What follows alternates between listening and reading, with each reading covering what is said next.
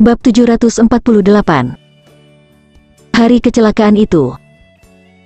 Di bawah mata Ninja 13 yang ketakutan, Kenshi berjalan mendekat dan berkata dengan dingin, "Ninja 13, kali ini kamu akan pergi neraka, aku akan membuatmu selamanya tak bisa kembali."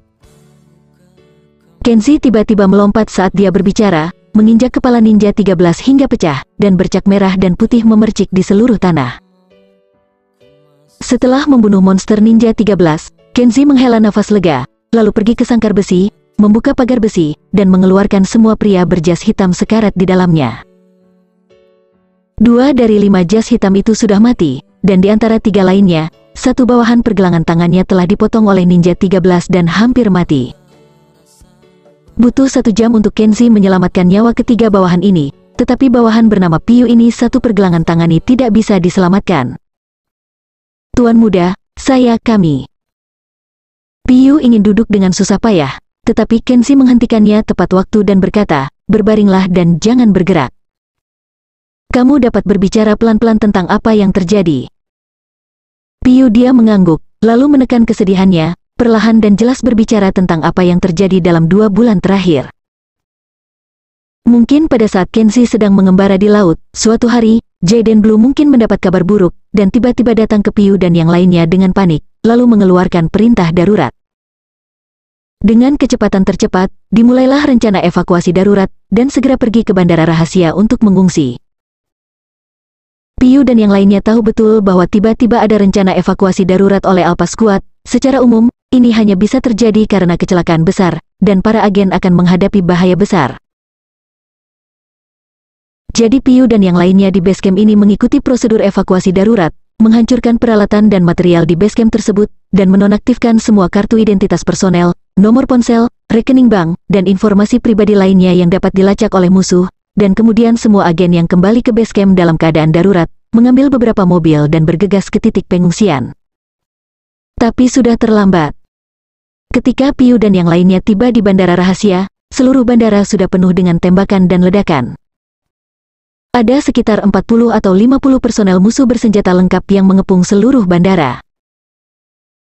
Ketika Piyu mengatakan ini, ekspresinya menjadi ketakutan. Musuh bersenjata berat itu semuanya mengenakan jas hitam seperti kita.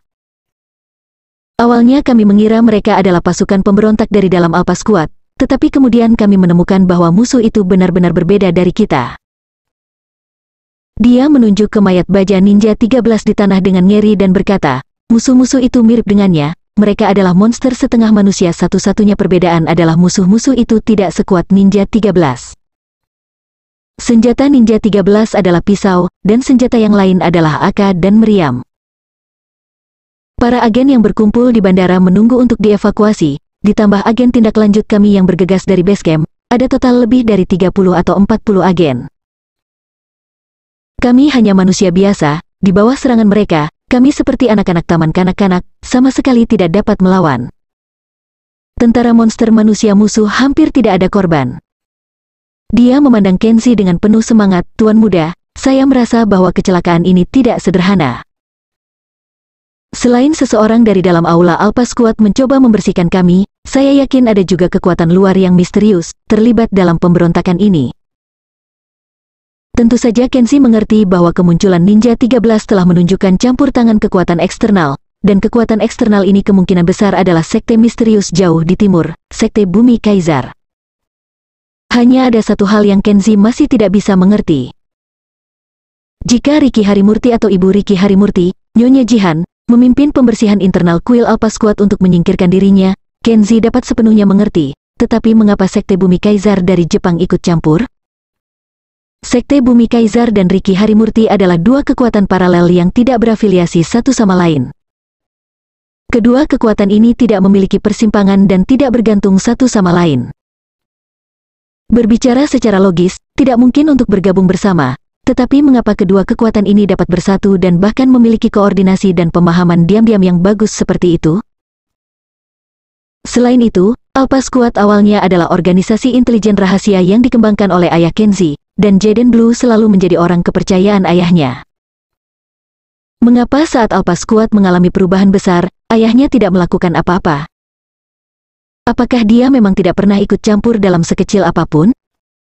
Hal-hal yang tidak masuk akal ini adalah misteri bagi Kenzie. Kenzie memandang Piyu dan berkata, selain ini, apa lagi yang kamu ketahui? Terutama Jaden Blue, apakah kamu tahu kemana Jaden Blue dibawa oleh mereka? Piyu menggelengkan kepalanya, aku tidak tahu apakah Jaden Blue ditangkap. Yang aku tahu adalah bahwa setelah Jaden Blue memberi kami perintah evakuasi darurat hari itu, dia membawa orangnya pergi ke sisi ibumu.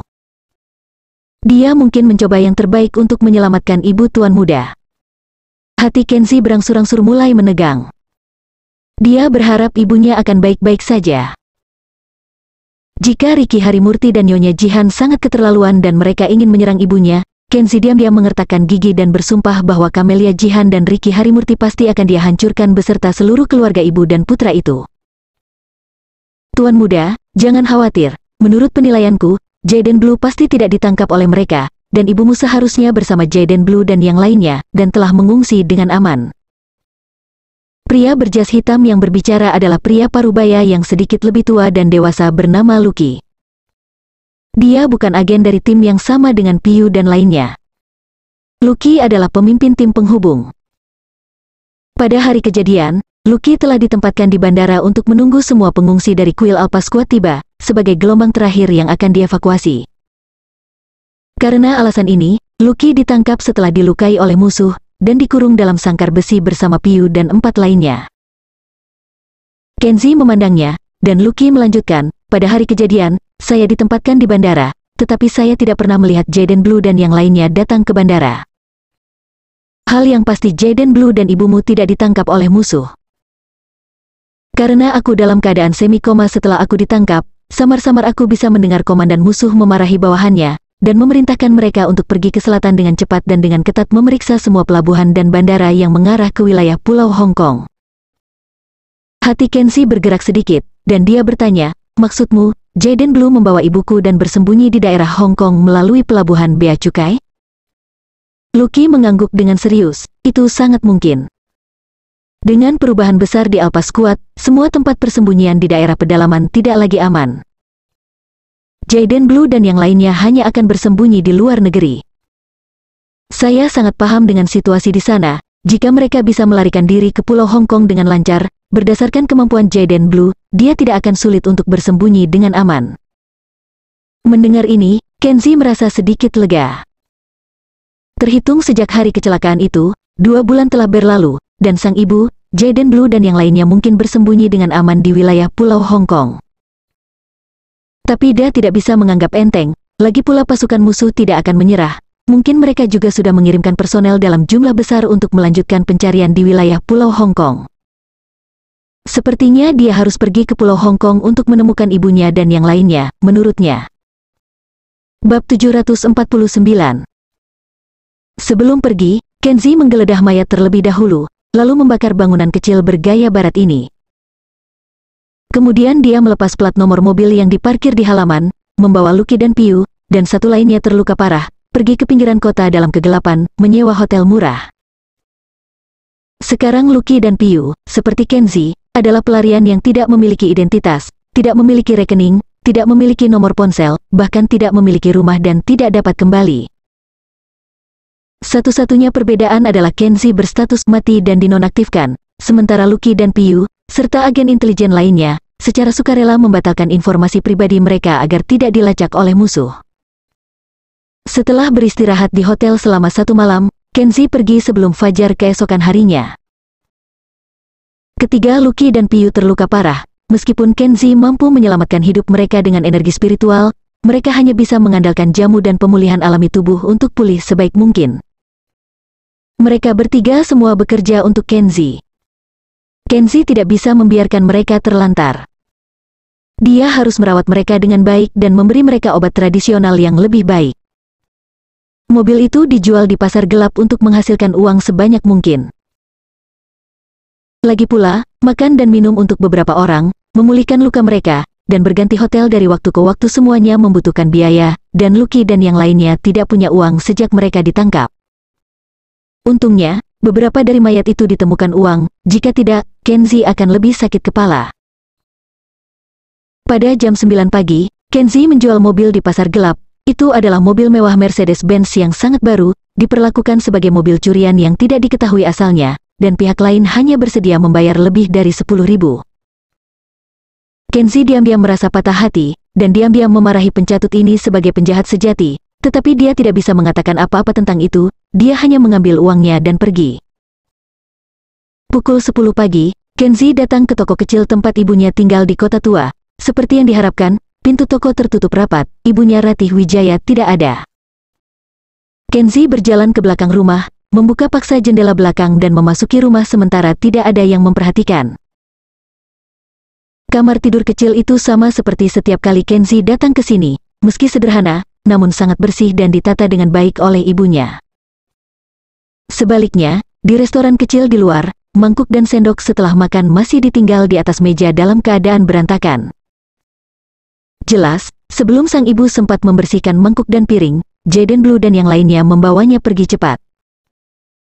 Setelah berbalik 2 kali, tidak ditemukan kelainan, Kenzie kembali dengan cara yang sama, melompat keluar dari jendela belakang. Sekitar pukul 11 pagi, Kenzie mengenakan topi, kacamata hitam besar, dan masker anti-epidemi, duduk jauh di pinggir jalan, berjongkok di dekat gerbang kantor polisi. Dia ingin mengendap untuk melihat Yuna Seira dan mengobrol dengan Yuna Seira. Tapi mengingat situasinya saat ini, kemungkinan besar akan membawa bahaya bagi kerabat dan teman-temannya, jadi dia harus menutupi wajahnya dengan erat dan berusaha untuk tidak menimbulkan masalah pada Yuna Seira. Pada pukul 12 siang, Yuna Seira pulang kerja tepat waktu. Kenzie menyaksikan tanpa daya saat Yuna Seira keluar dari gerbang kantor polisi dengan pakaian santai. Saat dia hendak bangun, dia melihat Yuna Seira menerima telepon, berbalik lagi, dan berjalan cepat kembali ke gerbang. Apa yang dia lakukan? Kenzie berpikir sendiri. Tidak lama kemudian, Yuna Seira keluar lagi dari kompleks kantor polisi. Kali ini dia mengenakan seragam polisi dan helm putih, dan mengendarai sepeda motor polisi. Kenzie tidak bisa menahan sedikit tercengang ketika melihat kata-kata polisi lalu lintas tercetak di sepeda motor. Bukankah Nana seorang polisi kriminal, mengapa dia menjadi polantas? Tanpa pikir panjang, Kenzie memutuskan untuk mengikutinya. Dia menghentikan taksi dan mengikuti sepeda motor Yuna Seira tidak terlalu jauh. Di dekat taman, di persimpangan jalan, terjadi sedikit kecelakaan lalu lintas, sepeda roda 3 listrik untuk penyandang cacat menabrak sebuah mobil Porsche, dan banyak orang yang lewat menonton. Gadis dengan tungkai kaki bawah yang cacat sedang menyeka air matanya dan menangis, sementara pemilik Porsche, seorang pria berwajah putih berjas, menggerakkan tangan dan memaki dengan sangat kasar. Begitu Yuna Seira lewat, pria berwajah putih itu menunjukkan ekspresi dingin dan berkata, "Nona polisi lalu lintas, tolong segera tangkap sampah cacat mental ini dan bawa dia ke kantor polisi untuk ditahan." Dia menolak untuk membayar kompensasinya. Gadis cacat itu menangis lebih keras seolah-olah dia melihat seorang penyelamat. "Kakak polisi lalu lintas, saya tidak sengaja melakukannya. Dia meminta saya untuk mengganti kerugian 100.000. Saya tidak punya uang sebanyak itu." Beberapa bibi yang lewat bersorak, "Bos, bukankah harga yang Anda minta terlalu mahal? Dia harus membayar 100.000 hanya karena menggores sedikit cat? Apa yang kalian tahu, dasar kampungan? Mobil saya edisi terbatas, dan meski hanya catnya rusak, dia harus membayar 100.000.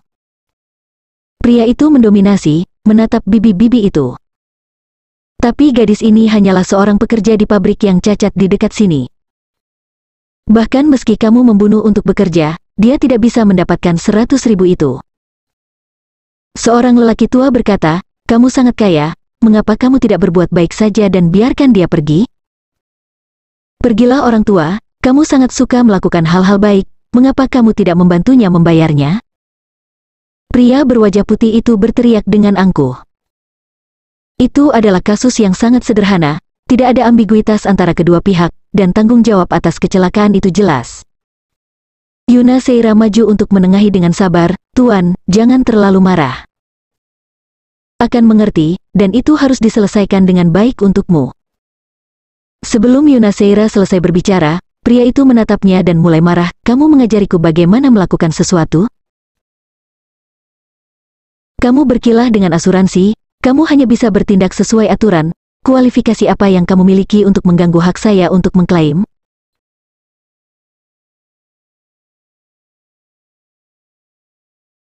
Dia menunjuk ke gadis cacat itu lagi, dan berkata dengan kejam, saya ingin dia membayar sekarang. Jika dia tidak dapat membayar, Anda harus menggunakan cara hukum. Singkatnya, saya melampiaskan amarahku hari ini.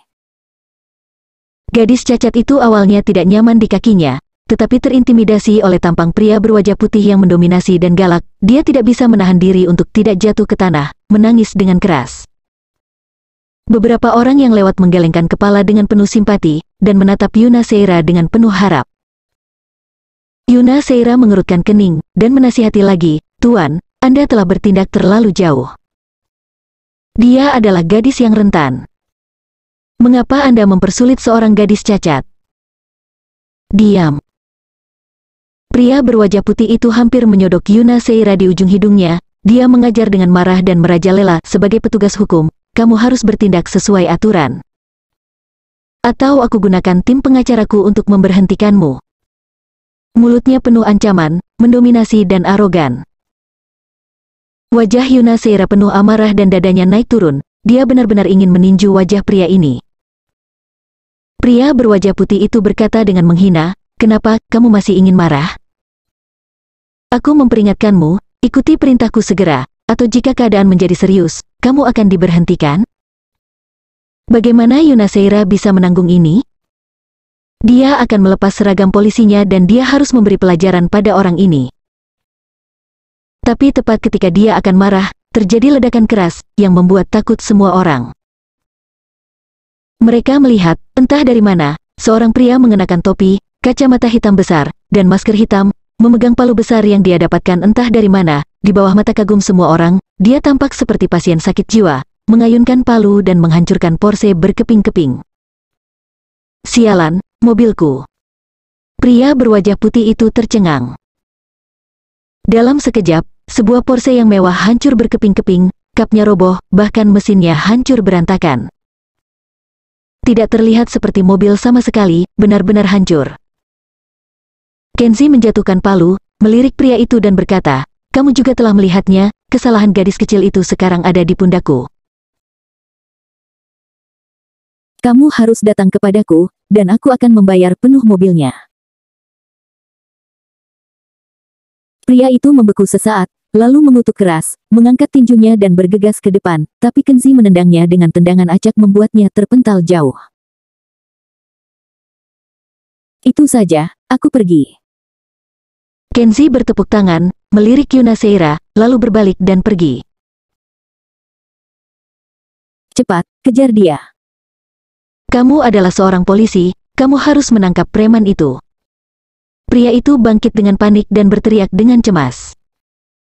Yuna Seira tercengang sejenak, dan segera menyadari bahwa meskipun pria itu melakukan pekerjaan dengan baik, adalah tugasnya untuk menangkapnya. Berhenti, berhenti kataku. Dia segera mengejar pria itu, dan berlari ke kedalaman taman. Gadis cacat itu berdiri di sana dalam keadaan linglung, seolah-olah dalam mimpi, dengan air mata berkilauan di wajahnya. Seorang bibi tersenyum dan berkata kepadanya, tidak apa-apa sekarang. Ada orang baik yang menyalahkan dirinya untukmu. Kamu jangan takut lagi. Beberapa bibi dan paman mengangguk satu demi satu dan melihat sisi Kenzie pergi dengan mata apresiatif.